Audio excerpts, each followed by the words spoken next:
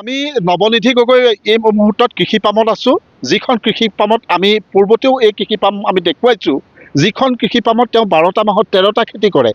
মই যি স্থানত আছোঁ সেই স্থানৰ পৰিৱেশটো প্ৰথমতে মোৰ সতীৰ্থই দেখুৱাইছে যে তেওঁৰ যিখন কৃষি পাম, জিকাৰ যিখন চাং, সেই চাঙৰ তলত এনেধৰণে তেওঁ কিছু কৃত্ৰিম পুখুৰী তৈয়াৰ কৰিছে, যিসমূহ পুখুৰীত বৰষুণৰ পানী সংৰক্ষণ কৰা হয় আৰু এইসমূহ পানী ব্যৱহৃত হয় তেওঁ কৃষি পামত। এয়া হৈছে নৱনিধি গগৈৰ নিজা চিন্তা। আৰু পৰৱৰ্তী মই এই মুহূৰ্তত তেওঁৰ যিখন জিকা চাং আছে সেই জিকা চাঙৰ তলত আছোঁ আৰু ইয়াতে 4 বিঘা মাটিত তেওঁ প্ৰথমবাৰৰ বাবে জিকা খেতি কৰিছে। আৰু আন কৃষিসমূহৰ যদি কথা কওঁ, তেওঁ আপেল বগৰীৰ পৰা আৰম্ভ কৰি তুৰৈৰ পৰা আৰম্ভ কৰি প্ৰতিটো আচলতে খেতি তেওঁৰ পামত হয়, তেওঁ কৰে। আৰু এই মুহূৰ্তত নৱনিধি গগৈ আছে মোৰ লগত। নৱনিধিৰ পৰা কিছু কথা জানিব লাগিব। আজিৰ তাৰিখত দৈনিক বিভিন্ন প্ৰান্তৰ পৰা, উজনি অসমৰ পৰা বহু লোক আহে, বহু কৃষক আহে তেওঁৰ পৰা পৰামৰ্শ গ্ৰহণ কৰিবলৈ বা কৃষি কাৰ্যৰ জৰিয়তে কেনেধৰণে স্বাৱলম্বী হ'ব পাৰি এই কথাখিনি জানিবৰ কাৰণে আহে। নৱনিধি গগৈ ডাঙৰীয়া, আপোনাৰ ওচৰলৈ আহিছোঁ অকণমান। যিহেতু দেখিছোঁ জিকাৰ চাঙৰ তলত লোমালোমে জিকা লাগি আছে আৰু তাতকৈ দেখিছোঁ যে কিছু নতুনত্ব এইবাৰ যে বাৰীৰ মাজত একোটা কৃত্ৰিম পুখুৰী তৈয়াৰ কৰিছে। এই কথাখিনি অকণমান জনাব নেকি? ধন্যবাদ।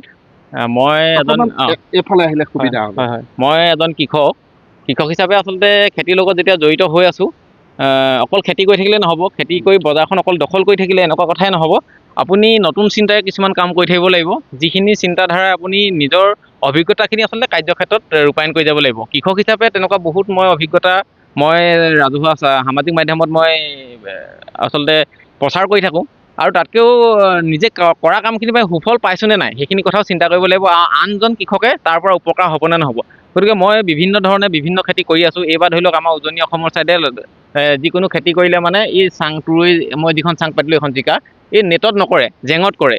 এইবাৰ মই ভাবিলোঁ এই ছিষ্টেমত বেলেগ জেগাত কৰিছে, মই কৰি চাওঁ। এইটো সম্পূৰ্ণ 4 বিঘা মাটি আছে, একদম পথাৰৰ মাজত এটা নতুন কনচেপ্টত মই কৰিছোঁ, যাতে ইয়াতে একো দিগদাৰ নোহোৱাকৈ এজন কৃষকে 3টা-4টা খেতি এখন চাঙত কৰিব পাৰে আৰু কম খৰচত পিছৰকেইটা খেতি গোটেই মুনাফাটো তেওঁ কৃষকজনে আদায় কৰিব পাৰে।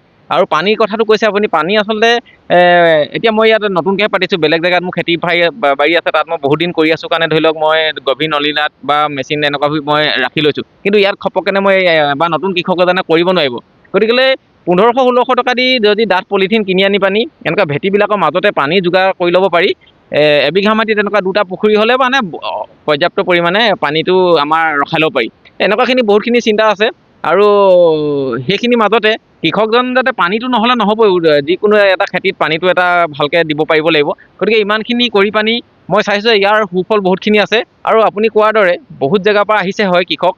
মই কৈছোঁ আজিও প্ৰায় 50জন কৃষকৰ লগত আমাৰ কৃষিঘৰত বাৰ্তালাপ আমাৰ হৈছে। গতিকে এইবিলাক মুহূৰ্তই অকল টকা পইচাত নহয়, সমাজখন যাতে এটা সঠিক দিশত, কাৰণ কৃষিৰ লগত লাগি থকা মানুহখিনি বহুত ধৈৰ্য শক্তিৰ অধিকাৰী হ'ব লাগিব আৰু তেওঁলোকৰ সেই পৰ্যায়ত এটা মানসিকতাটো তেনেকৈ গঠন হয়। সমাজখনৰ দিশতো চাই পানি, গোটেই প্ৰক্ৰিয়াটো চাই পানি আমি কৃষিৰ লগত নতুন যুৱচামক কেনেকৈ আনিব পাৰোঁ। আৰু খেতি কৰি থাকিলে নহ'ব নহয়, যদি মই সদায় ভগা চাইকেলখনে চলাই থাকিবলগীয়া হয়, মোক দেখি পানি আমাৰ গাঁৱৰ আন দুজনে কিয় খেতি কৰিব, এনেকুৱা কথাখিনি মোৰ মনলৈ আহি থাকে। গতিকে খেতিও কৰিব লাগিব, আপুনি সমাজ ব্যৱস্থাৰ লগত আপুনি খাপ খায়ো থাকিব লাগিব। গোটেই প্ৰক্ৰিয়াটো চাই আপুনি আৰু নিজে সংস্থাপনটো আপুনি হ'ব লাগিব, আন 10জনকো আপুনি সংস্থাপিত কৰিব পাৰিব লাগিব। এই দিশতে আমি আচলতে আগবাঢ়িব লাগে। মই এইখিনিতে এটা কথা কৈ ল'ব বিচাৰিছোঁ। নৱনিধি গগৈয়ে এটা সময়ত তেওঁ কান্ধ ভাৰ কৰি বজাৰলৈ, সাপ্তাহিক বজাৰলৈ গৈছিল, তেওঁ ঘৰৰ পাচলি বজাৰলৈ লৈ গৈছিল। আজিৰ তাৰিখত নৱনিধি গগৈয়ে বিলাসী বাহন লৈ তেওঁৰ আগে সামগ্ৰী কঢ়িওৱা বাহন আৰু পিছে তেওঁ বিলাসী বাহন লৈও বজাৰলৈ যায়। তেনে এটা পৰিৱেশৰ তেওঁ পাইছেগৈ, পৰ্যায়ত আজি উপনীত হৈছে, কেৱল মাত্ৰ কষ্ট আৰু একাগ্ৰতাৰ বাবে। কথাটো হয়নে? এইটোতো হয়। মই অকল খেতি বুলি নকওঁ, এই ক্ষেত্ৰত যিকোনো পৰ্যায়তে মানুহে যদি একাগ্ৰতা ধৈৰ্যৰে কাম কৰে, মইতো আগতে কওঁ কি, যদি আপুনি চাহ দোকানী হ'বলৈ বিচাৰে, চাহখন যদি ভালকৈ বনায়, আপোনাৰ মই কৈছোঁ নহয়, তিয়কত এখন চাহ দোকান আছে, যোৰহাটৰ পৰা আহি পানিও মানুহে খাবহি, সেই কামটোত আপুনি মন দিব লাগিব। মই এজন খেতি কৰিবলৈ বিচৰা মানুহ, খেতিৰ যোগেদি মই সংস্থাপিত হ'বলৈ বিচৰা মানুহ হিচাপে মই খেতিত পূৰা মন প্ৰাণ দিব লাগিব। আৰু কৃষক ৰাইজক কৈ থাকিব লাগিব যে এইটো খেতি এতিয়া কৰিলে উপযুক্ত এখন বজাৰ পাবা, ইমান দাম পাবা আৰু চব সময়তে চব খেতি কৰি লাভ নাই, বজাৰখনটো আমি দখল কৰিব পাৰিব লাগিব। তো এইখিনি গোটেইখিনি অধ্যয়ন, কিন্তু ক'ৰবাৰ পৰা খপককৈ আহি পানি যদি বহুত সৰহীয়াকৈ মাটিত কিবা এটা খেতি কৰিবলৈ লয়, যদি অভিজ্ঞতা নাথাকে, অকল যদি ডক্তৰ বিজ্ঞানীৰ লগত কথা পাতি খেতি কৰিবলৈ লয়, তেতিয়া কিন্তু সেইজন কৃষকে মাৰ খোৱাৰ সম্ভাৱনা থাকে। আৰু সেইজনে মাৰ খালে কি হয়, সমাজত এটা বেয়া প্ৰভাৱ পৰি যায় কি ইমান টকা খৰচ কৰিছিলে, লোকচান গ'ল। তেওঁ কিন্তু অভিজ্ঞতা নাই, অভিজ্ঞতা নহ'লে মানে একো কামেই আপুনি সিদ্ধি নহ'ব। আৰু ধৈৰ্য একাগ্ৰতাৰে কাম কৰিলে সকলো কামতে আপুনি কৃতকাৰ্যতা পাব বুলি মই ভাবোঁ। এতিয়া এইখন জিকাৰ চাঙত দৈনিক কিমান কুইণ্টল উৎপাদন হৈছে? আচলতে জিকা খেতিটো এনেকুৱা হয়, দৈনিক এনেকৈ লাগি আছে আপোনাৰ সপ্তাহত মই 2 কুইণ্টেল 3 কুইণ্টেল ছিঙিব পাৰোঁ। আৰু আটাইতকৈ বেছি কালি বজাৰখনত নহয়, তাৰ আগৰ সপ্তাহত ওলাইছিলে 7 কুইণ্টেল। মানে এনেকুৱা হয়, এদিন যদি ছিঙো নহয়, এই 4 বিঘা মাটিত মই 5 কুইণ্টেলকৈ গড়ে ছিঙিব পাৰিম, এদিন মানে দুদিনত 5 কুইণ্টেল ছিঙিব পৰা হ'ব। কিন্তু এই ধাৰাবাহিকতাটো ৰক্ষা কৰিবলৈ হ'লে বতৰৰ ওপৰতো বহুতখিনি নিয়ন্ত্ৰণ, বতৰৰ মানে হেৰি থাকিব লাগিব। গতিকে এই গোটেইখিনি চালি জাৰি চাই, কিন্তু প্ৰফিট কিন্তু আছে, কাৰণ মই ইতিমধ্যে যিমান খৰচ কৰিছিলোঁ সিমানখিনি পইচা মোৰ হাতলৈ আহিয়ে গৈছে। আৰু আমাৰ কৃষকজনে এই গোটেই বস্তুখিনি আমাৰ থাকিয়ে যাব 2-3টা খেতিৰ কাৰণে, গতিকে মূলধনখিনি মোৰ ওলাই আহিছে বুলি মই ক'ব পাৰোঁ। হয়, কৃষি বিভাগৰ পৰা সহযোগিতাখিনি পাই থকা হৈছে নৱনিধি গগৈ? কৃষি বিভাগৰ পৰা সহযোগিতাখিনি প্ৰত্যেকজন কৃষকেই পাব, এইটো সঁচা কথা। মোৰ ব্যক্তিগত অভিজ্ঞতাৰ পৰা কৈছোঁ, চৰকাৰে বহুত সুবিধা দিয়ে, কিন্তু কৃষকজনে এটা খোজ আগবঢ়াব লাগিব। আমাৰ বহুত কৃষক আছে, এটা খোজ আগ নবঢ়োৱাকৈ কৃষক হ'বলৈ বিচাৰে, এটা খোজ কিন্তু, কাৰণ আপোনাক কেনেকৈ চিনি পাব? বিভাগত 1 লাখ আমি কৃষক আছোঁ, এজন বিষয়া আছে, বিষয়াজনে আপোনাক চিনি পাবলৈ হ'লে আপুনি এটা খোজ আগবঢ়াব লাগিব ন, তাৰপিছত আপোনাৰ লগত যোগাযোগ হ'ব।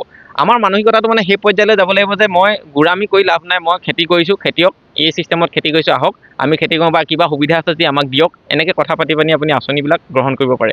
হয়, ধন্যবাদ জনাইছোঁ আপোনাক। এয়া আছিলে নৱনিধি গগৈ। মই আৰম্ভণিতে কৈছোঁ, 12 মাহত 13টা খেতি কৰি নিজকে স্বাৱলম্বী কৰা, কেৱল নিজক স্বাৱলম্বী কৰা নহয়, আন 10জনক স্বাৱলম্বীৰ তাৰ পথ দেখুওৱা নৱনিধি গগৈ এগৰাকী যুৱ প্ৰকৃত কৃষক, যিগৰাকী কৃষকৰ বাৰীত, আকৌ কৈছোঁ, 12 মাহত 13টা খেতি হয়। আৰু যিগৰাকী কৃষকে একালত কান্ধত ভাৰ পাতি তেওঁ পাচলি বজাৰলৈ নি আজিৰ তাৰিখত কিন্তু তেওঁৰ যেনেধৰণে প্ৰয়োজন হৈছে তেনেধৰণে কিন্তু বাৰীখনৰ জৰিয়তে তেওঁ নিজকে স্বাৱলম্বী কৰি তুলিবলৈ সক্ষম হৈছে। আপুনি বিচৰা বাতৰি পাব কেৱল নিউজ 18 এপত। নিউজ 18 এপ ডাউনলোড কৰিবলৈ স্কেন কৰক এই QR কোড। গুগল প্লে ষ্টৰতো পাব এই নিউজ 18 এপ।